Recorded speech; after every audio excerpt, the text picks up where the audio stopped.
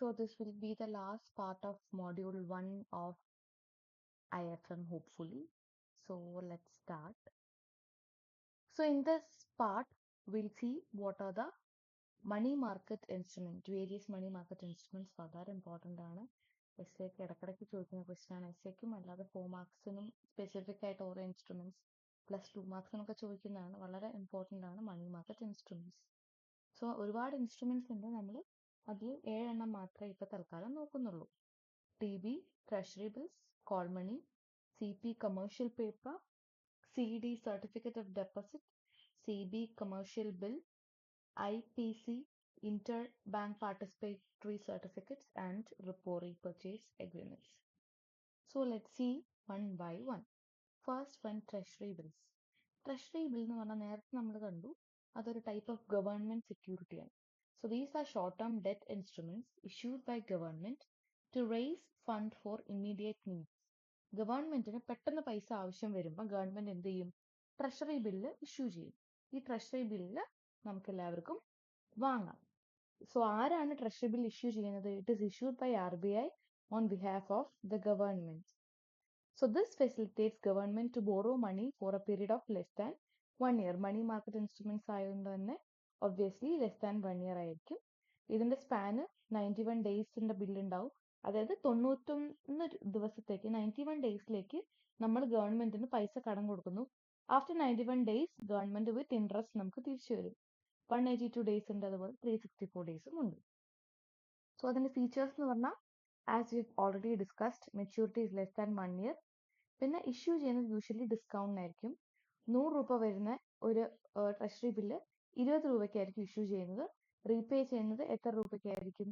100 രൂപയ്ക്ക് ആയിരിക്കും. അപ്പൊ ആ ഡിഫറൻസ് ആണ് എന്ത് വരുന്നത്? ആ ഡിഫറൻസ് ആണ് അവരുടെ പ്രോഫിറ്റ് ആയിട്ട് വരുന്നത്. So it is A form of promissory note. അതായത് ഒരു നോട്ടാണ്, ഗവൺമെന്റ് പ്രോമിസ് ചെയ്യും ഇന്ന ദിവസം ഇയാളുടെ ഇത്ര പൈസ തിരിച്ചു തരും. And it is highly liquid, അതായത് പെട്ടെന്ന് നമുക്ക് ക്യാഷ് ആക്കാം. And has negligible risk comparatively കുറവാണ്. And it is available in denominations of 25,000 and its multiples. Minimum 25,000 രൂപ ഡെപ്പോസിറ്റ് ചെയ്യാം. അതിന്റെ മൾട്ടിപ്പിൾസ് 25, 50,000, 75,000 അങ്ങനെ 25,000 മൾട്ടിപ്പിൾസ് ആയിട്ട് നമുക്ക് എന്ത് ചെയ്യാം? ട്രഷറി ബില്ലിൽ ഡെപ്പോസിറ്റ് ചെയ്യാം. Okay. Next money market instrument is call money or money at call or short notice. Call money market അല്ലെങ്കിൽ call money instrument is a financial instrument that is used by commercial bank to borrow fund from each other in order to maintain liquidity. അതായത് ഒരു ബാങ്കും മറ്റൊരു ബാങ്കും തമ്മിലുള്ള borrowing ആണ് എന്തിൽ വരുന്നത്? കോൾ മണിയിൽ നമ്മൾ വരുന്നത്.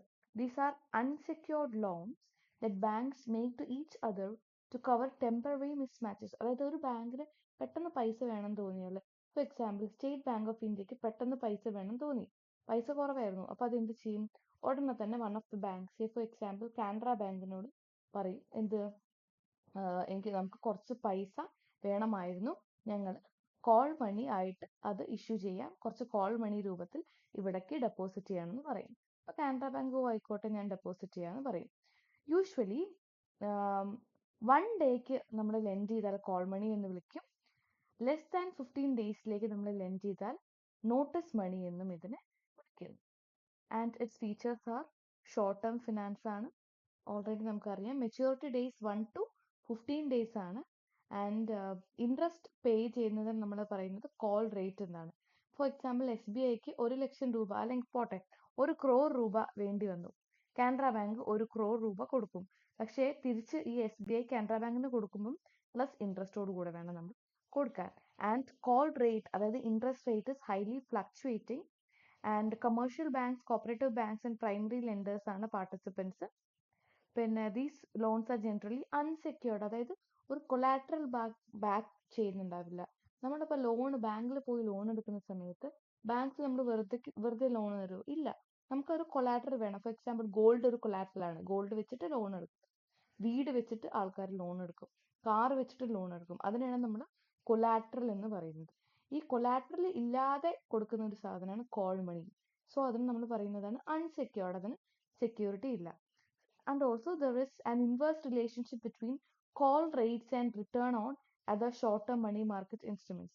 അതായത് കോൾ റേറ്റ് എന്ന് പറഞ്ഞാൽ interest rate make the demand for call money decrease. Interest rate കൂടുന്തോറും call moneyന്റെ ഡിമാൻഡ് കുറയും and increase in demand for short term instruments.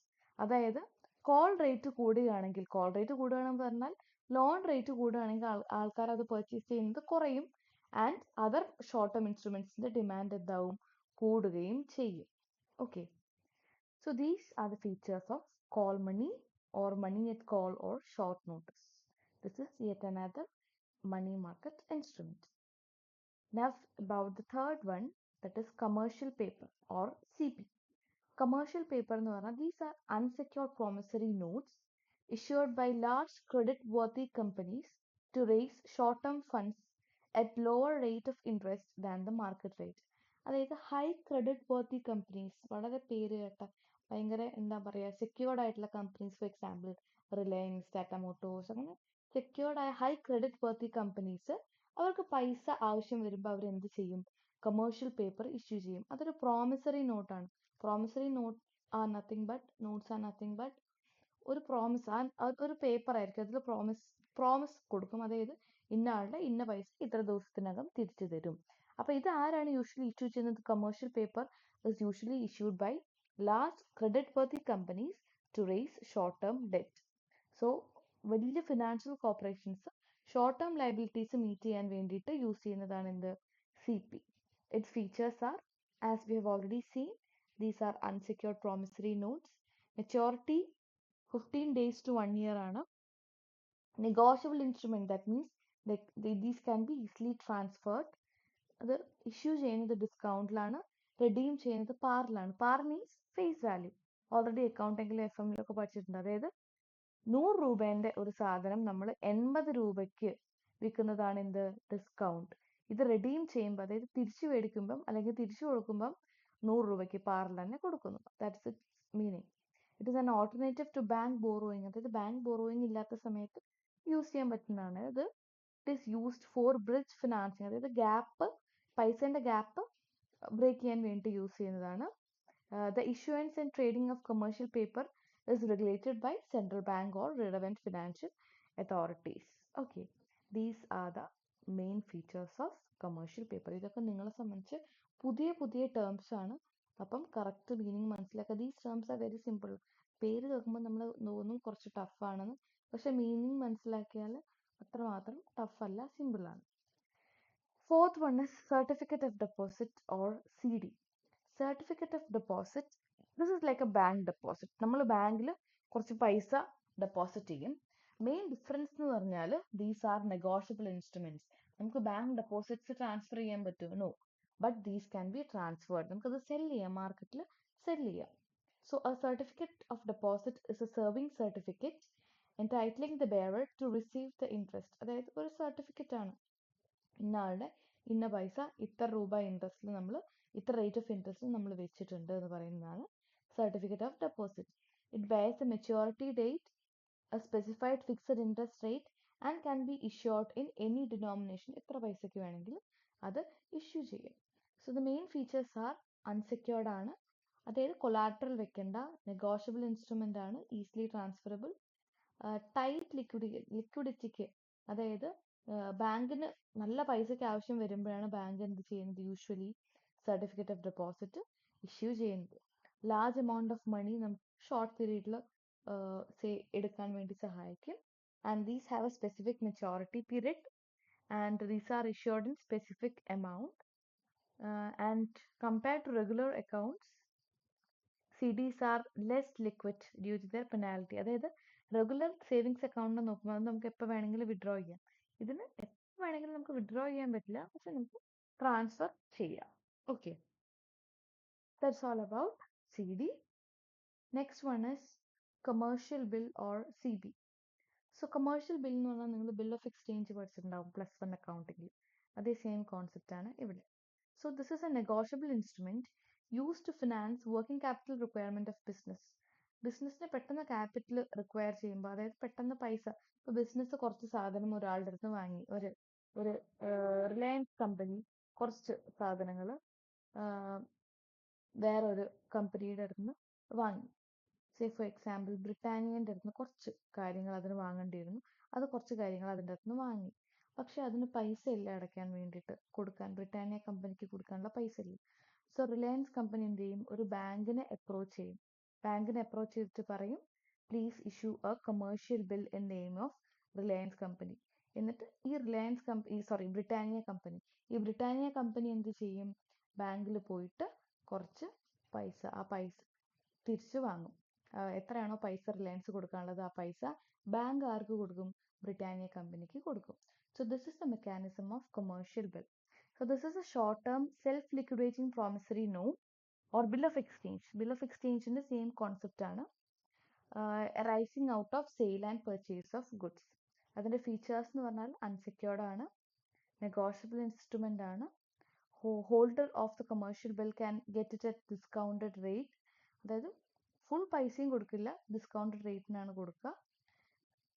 Time period varies from 30 to 90 days, and it originates from a real commercial transactions involves good moment of goods. അതായത് അവിടെ exchange വരുന്ന സമയത്താണ് ഈ സാധനം usually ഉണ്ടാവുക.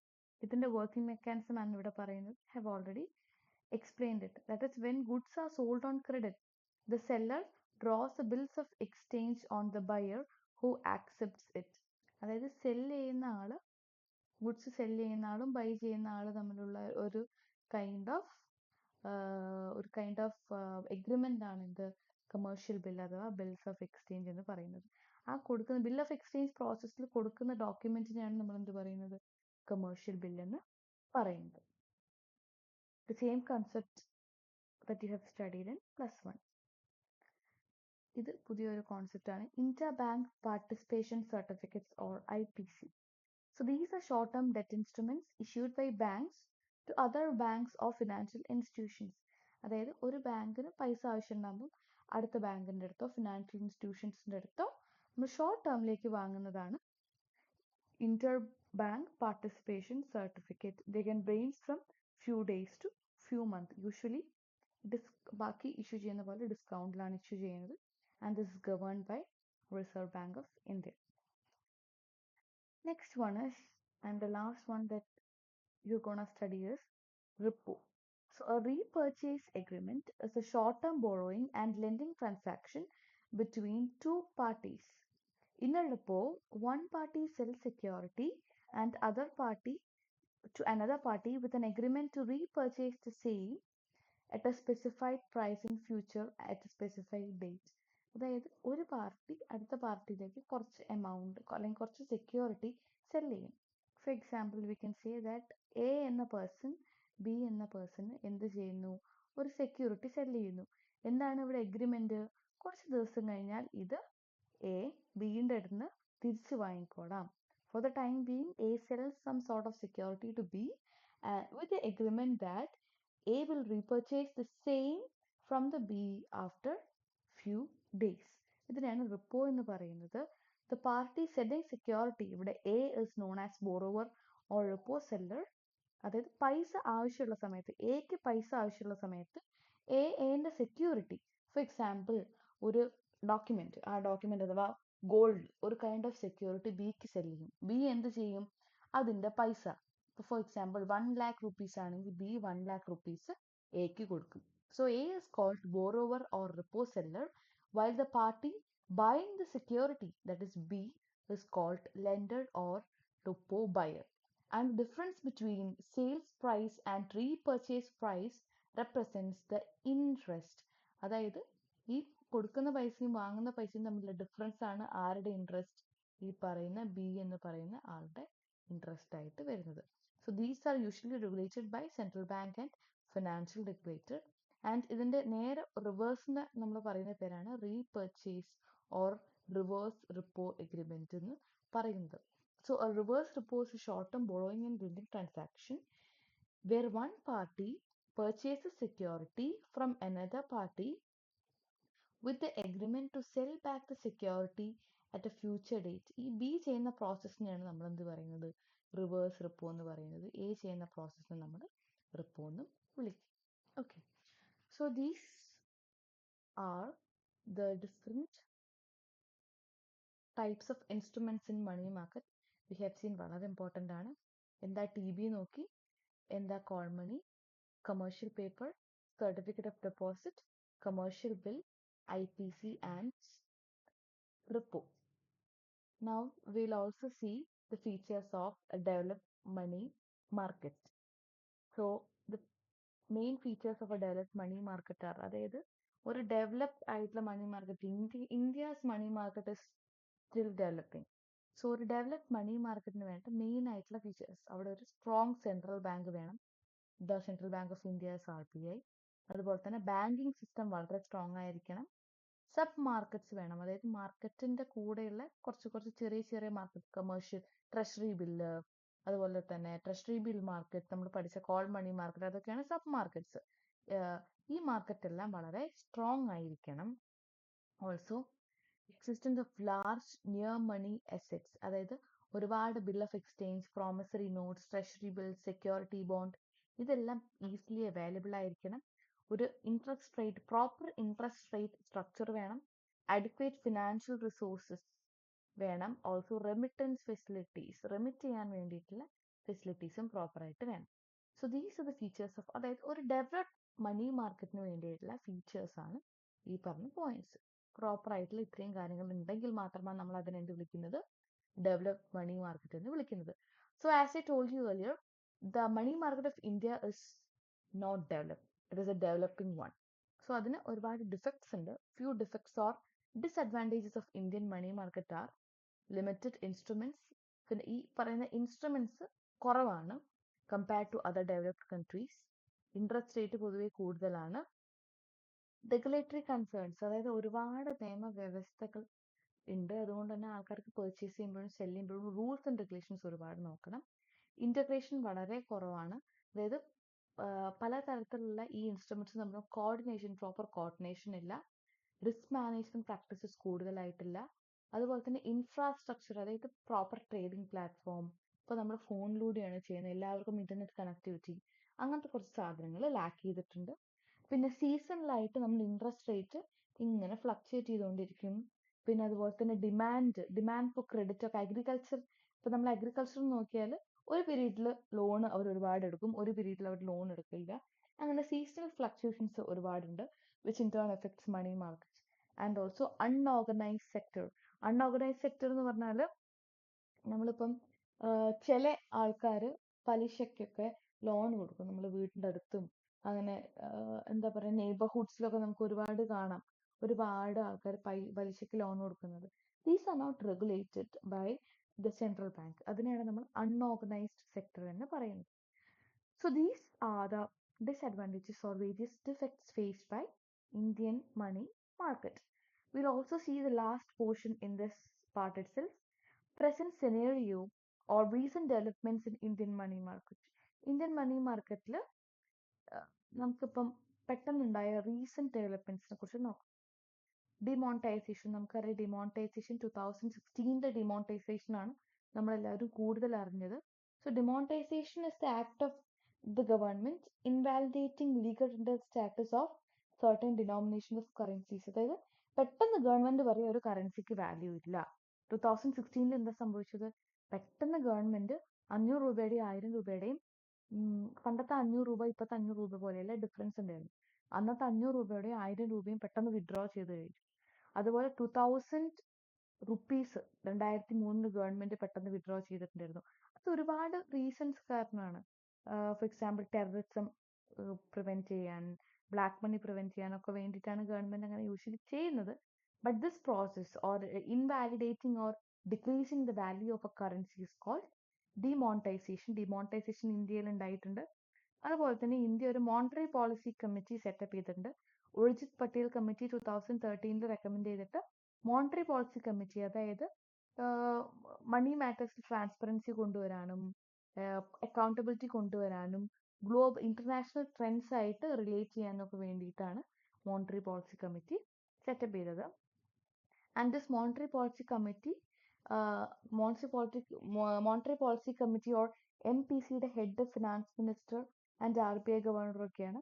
അപ്പൊ അവർ തമ്മിൽ ഡിസ്കസ് ചെയ്തിട്ട് ആ കമ്മിറ്റിയിലുള്ള ആൾക്കാർ ഒരുപാട് കാര്യങ്ങൾ ഡിസ്കസ് ചെയ്തിട്ട് ഇന്ത്യയിലെ മോണിറ്ററി സിസ്റ്റത്തിന്റെ ഡെവലപ്മെന്റ്സും അതുപോലെ തന്നെ ചേഞ്ചസും ഇൻട്രസ്റ്റ് റേറ്റിലൊക്കെ ചേഞ്ചസ് ഈ മോണിറ്ററി പോളിസി കമ്മിറ്റിയാണ്. റിപ്പോ റേറ്റ് കൂടി റിവേഴ്സ് റിപ്പോ റേറ്റ് കുറഞ്ഞു എന്നൊക്കെ നിങ്ങൾ കേട്ടിട്ടുണ്ടാവും. അത് മോണിറ്ററി പോളിസി കമ്മിറ്റി മീറ്റിംഗ് കൂടിയിട്ടാണ് തീരുമാനിക്കുക.